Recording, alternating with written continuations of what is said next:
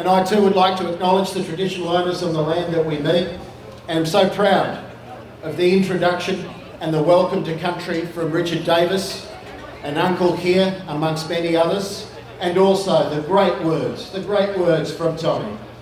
Tom Mayo is one of my heroes. He's one of my heroes because we've seen him come directly from the workplace, do what he's done in his own time initially, built up within his own communities what we have now, which is a massive campaign. He is but one player, but such an important voice himself. So Tommy, you're down here, not because you have to, but because you want to, for solidarity with the people of Port Kembla. And I can tell you, comrade, we'll be here with solidarity, with our solidarity for you and for the Yes campaign. We'll get it up, mate. With that said, I wanted to say a couple of quick things because a lot have already been said on this matter. But just to wrap up some very important points as to why we are here. When we first heard the idea from Scott Morrison, the brain fart as some call it, as opposed to a thought bubble, that somehow these nuclear bases would happen and there would be a shortlist and there would be 3 on that shortlist and Port Kembla would be one of them. We thought what everyone else thought, death rattle from a dying king, this one. It was on his way out and had to do something pretty big. We never expected a year on to be here having to fight this stupidity. We never thought it would have lasted beyond the election. That is what's enraged people, because everyone knows it doesn't just fail the pub test, it fails every test, and on every level. On every level. But let me summarise it this way. If you live in a town, as we do, a Uniontown, one of the most highly unionised areas, the most unionised area anywhere in the country is actually Port Kembla. And we're proud of it. And it's got a history to match. Alone on that point, we were a little surprised that this was actually the favoured spot. Until you ask yourself, who is making it the favoured spot? And the people that are making it the favoured spot are the faceless people.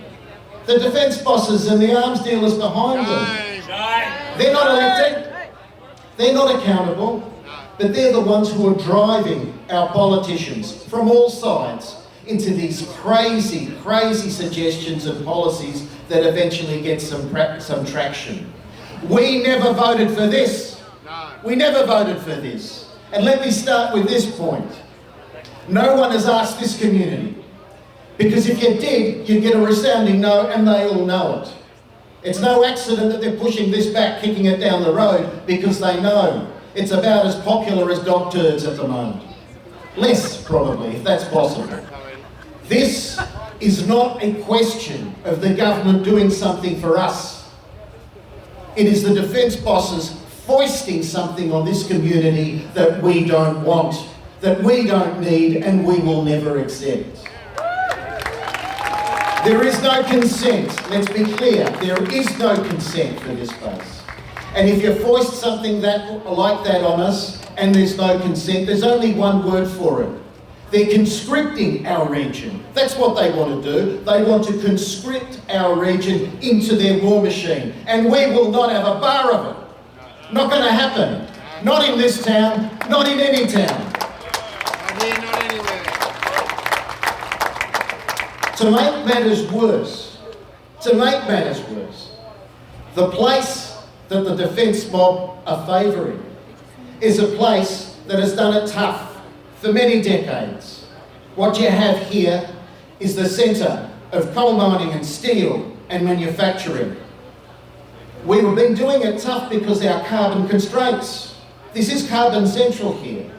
So for 13 years, the union movement, I've got to pay credit here to our steel workers and our coal miners and our wharfies, and everyone who's been in the gun. They stuck with us as we worked towards a strategy to get thousands of jobs so that our people would have jobs in this town. And you know what, comrades and friends, we're on the verge of it. The Treasury itself says we have got more than $40 billion already earmarked for investment in this town in renewable energy, and that does not even include the wind farms. 8,000 plus jobs in this town. And they reckon we're going to trade that for a nuclear base, a nuclear parking lot, and what's worse, a nuclear target on our heads. Look, you know, I was born at night, but not last night. This is the most ridiculous plan, the most audacious plan, and the most arrogant plan that we've seen in a very long time. Some of our comrades and friends have said, we know it's tough, but if they were going to go for anyone, we're glad they've gone for Port Kembla, because Port Kembla will fight it and will win. And we'll win with you, we'll win with our comrades and friends from Sydney and the Blue Mountains and Newcastle, Adelaide, Melbourne, everyone who's pushing this through. We all want to stop this. We want to stop it because it's bad for us, it's bad for future generations, and it's bad also for jobs in this town. What we need to do now is actually grow this. History will record May 6 as the first big one, feet on the street. It's just the start. It's just the start. We need to make sure that we keep going. Our voices get louder. Our coalitions get broader. Our resolve stays and gets harder until such time as these defence bosses, the military arms peddlers, and the people who actually profit from this madness get the message that the people will never submit to this. They didn't ask us, and we're not going to accept whatever decision they make. If it takes years, so be it. The last one and the last time we had something this big in this town, it was in the 1930s. You had a government, you had someone called Bob Menzies, who came in and said, you're going to have to ship the steel off to Japan, even though we knew Second World War was coming. And the wharfies in this town said no. And they held out for weeks. And then they threatened the steel workers and put them out as well. And then everyone else joined in. And then the whole country joined in. And then the Governor General himself at the time said, the strikers are actually right. Because peace has shown itself time and time again to be union business since that time. And that was the birthplace of that social unionism. And this is not the end of it. This is just another chapter. This is just another chapter in our activism. And it will not stop. It will get bigger. It will get stronger until the government takes it off the table and says no nuclear base in this town or any other town. Thank you.